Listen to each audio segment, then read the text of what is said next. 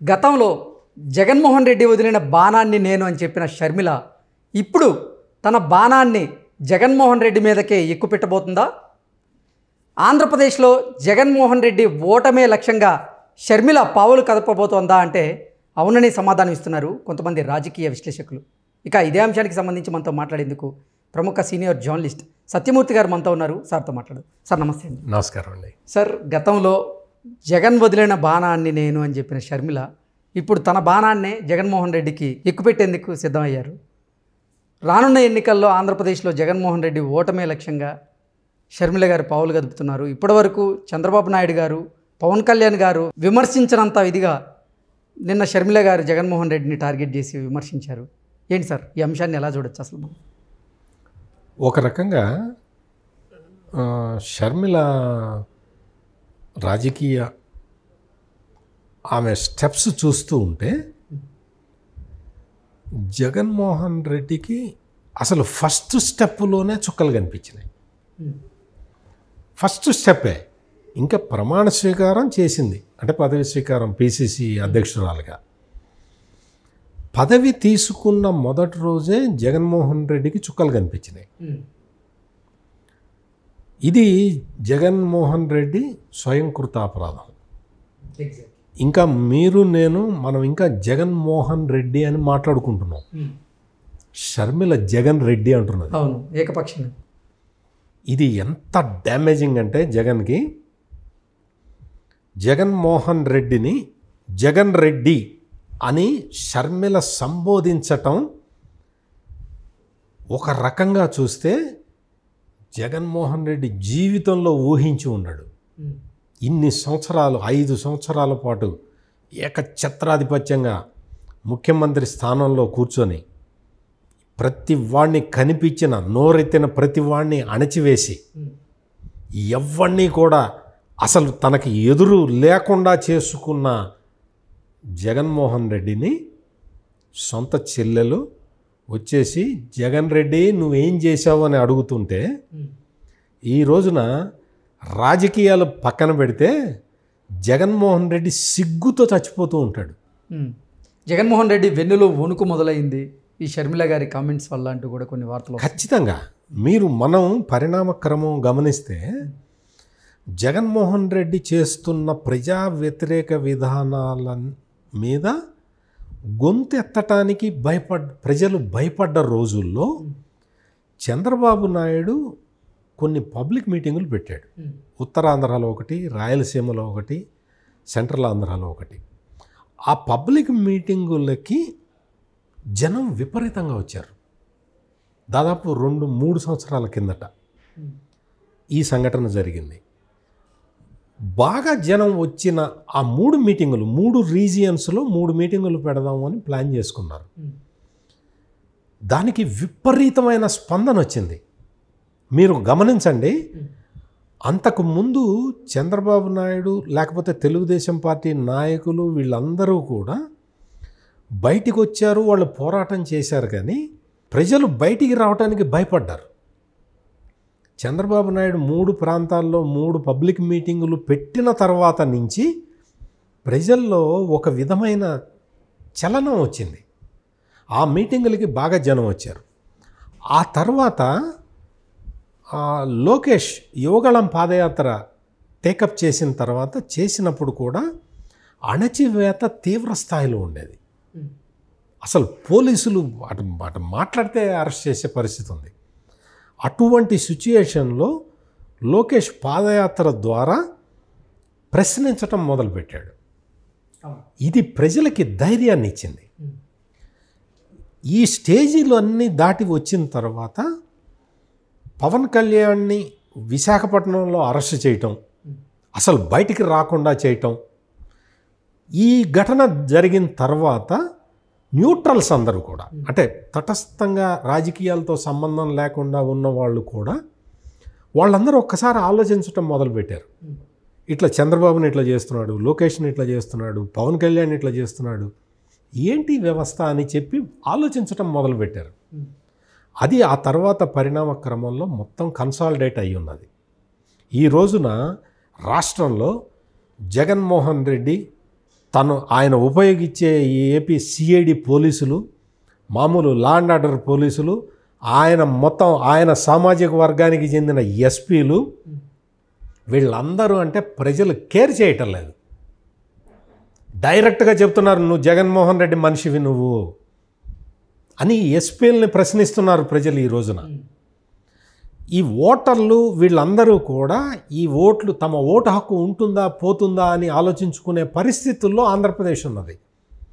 ఇవన్నీ కూడా జగన్మోహన్ రెడ్డి క్రెడిబిలిటీని జీరోకి తీసుకొచ్చేసి పెట్టినాయి. జగన్మోహన్ రెడ్డి క్రెడిబిలిటీ లేకుండా అయిపోయింది. ఈ మొత్తం సిచ్యుయేషన్ ఇంత అంటే దీన్ని పరిపక్వతకు అంటాం. పరిపక్వతకు వచ్చేసిన సమయంలో జగన్మోహన్ రెడ్డి జాతకం అసలు బాగలేదు కాబట్టి షర్మిల వచ్చి కాంగ్రెస్ పార్టీలో చేరింది. ఆమె రావటంతో ఆమె ఎట్లా అటాక్ చేస్తుంది అని చాలామంది వెయిట్ చేస్తే ఆమె వాడిన మొట్టమొదటి కార్డు ఏంటంటే క్రిస్టియానిటీ కార్డును వాడింది. నువ్వు ఈ విధంగా నీకు ఇంత మణిపూర్లో ఇంత పెద్ద ఎత్తున హింస జరిగితే, క్రైస్తవుల్ని ఊచకోతకు వస్తే నువ్వు క్రైస్తవుడిగా నువ్వేం చేశావని ప్రశ్నించింది షర్మిల. ఈరోజు వరకు ఇంత సూటి ప్రశ్న జగన్మోహన్ రెడ్డిని ఎవరు వేయలేదు. అందరూ భయపడ్డారు. జగన్మోహన్ రెడ్డి తిరుపతి వెళ్ళినప్పుడు ఒక్కడే వెళ్తాడు, భార్యను తీసుకొని వెళ్ళడు. స్వామివారికి పట్టు వస్త్రాలు ఇవ్వాలంటే భార్యతో సహా వెళ్ళాలి, లేకపోతే అక్కడ అర్చకులు కూడా అలౌ చేయకూడదు. ఆయన ఎవరైనా సరే, ముఖ్యమంత్రి కావచ్చు, ప్రధానమంత్రి కావచ్చు, ఎవరైనా సరే. అటువంటి పరిస్థితుల్లో వాళ్ళు ఎవరూ అబ్జెక్షన్ చెప్పట్లేదు. తిరుమలకి స్వామివారికి పట్టు వస్త్రాలు తీసుకెళ్తుంటే ఒక్కడే వెళ్తూ ఉంటే. ఈ నేపథ్యంలో షర్మిల అడిగిన ఒక్క సూటి ప్రశ్న జగన్ గుండెల్లో దిగి ఉంటుంది. నువ్వు క్రైస్తవుడివేనా?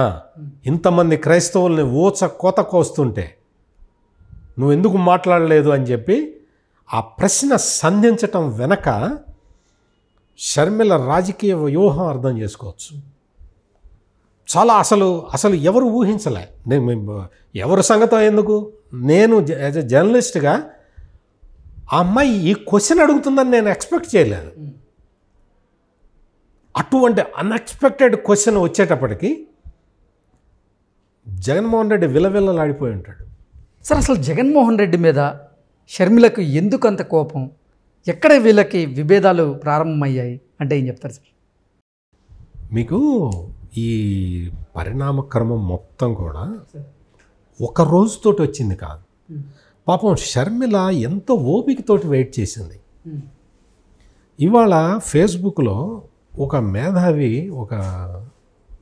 అంటే క్యాస్ట్ చెప్పాలి తప్పదు, ఒక రెడ్డి మేధావి ఒక ఫేస్బుక్లో ఒక పోస్ట్ పెట్టాడు.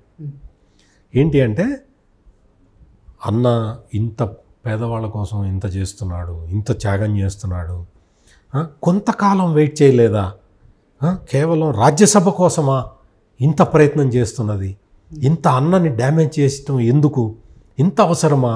రాజకీయాల్లో ఓపిక ఉండాలి కదా అని రాశాడు, పెద్ద వ్యాసం రాశాడు. షర్మిల పార్టీని, వైఎస్ఆర్ కాంగ్రెస్ పార్టీని బతికించిన వ్యక్తి. అన్న జైల్లో ఉండంగా ఆ పార్టీకి ఊపిరి ఊదిన వ్యక్తి. అటువంటి వ్యక్తిని రాజ్యసభకి ఎంపిక చేస్తానని చెప్పి మొత్తం మొదటిసారి ఫస్ట్ టైం 4 రాజ్యసభ సీట్లు వచ్చినాయి వైసీపీకి. 4 సీట్లలో పేరు వైఎస్ షర్మిల పేరు ఉన్నది. ఆఖరి నిమిషంలో వైఎస్ షర్మిల పేరు తీసేసి ముఖేష్ అంబానీ చెప్పాడని చెప్పి పరిమళ నత్వాని పేరు పెట్టారు. పరిమళ నత్వాని పేరు పెట్టి నీకు ఇప్పుడు లేదని చెప్పారు. చెప్పను కూడా చెప్పలా, పేరు తీసేశారు అంతే. కనీసం కట్టసీ కోసమైనా నీ పేరు తీసేస్తున్నాను, నెక్స్ట్ టైం ఇస్తాను అని కూడా చెప్పలేదు. అక్కడ నుంచి మొదలైంది షర్మిల ప్రస్థానం. అప్పటికి అన్న అంటే భయమో భక్తో ఏదో ఉంది కాబట్టి పక్క రాష్ట్రానికి వెళ్ళి పార్టీ పెట్టుకుంది. అతని జోలికి ఎందుకులే, మనకెందుకులే అని. కానీ కార్నర్ చేసినట్టుగా మాకు సంబంధం లేదు, మాకు షర్మిలతోటి సంబంధం లేదు అని వాళ్ళు డిక్లేర్ చేయటం ఏకపక్షంగా.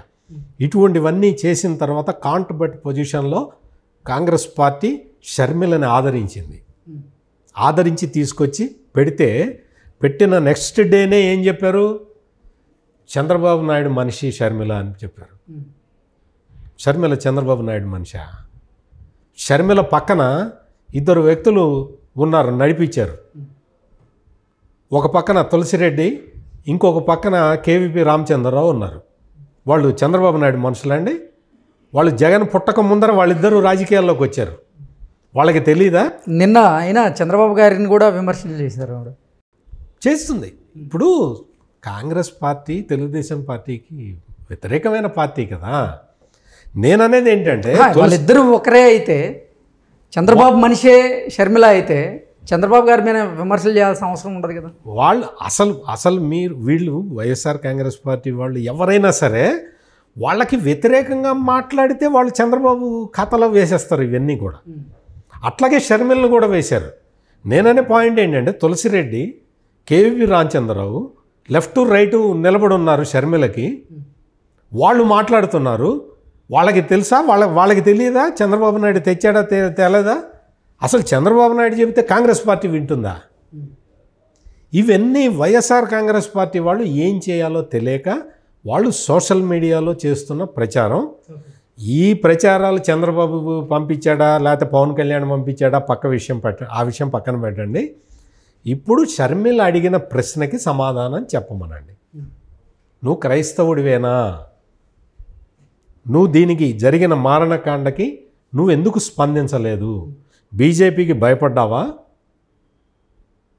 అని షర్మిల అడిగిన ప్రశ్నకి సమాధానం చెప్పిన తర్వాత జగన్మోహన్ రెడ్డి తర్వాత షర్మిల గురించి ఏదైనా మాట్లాడచ్చు.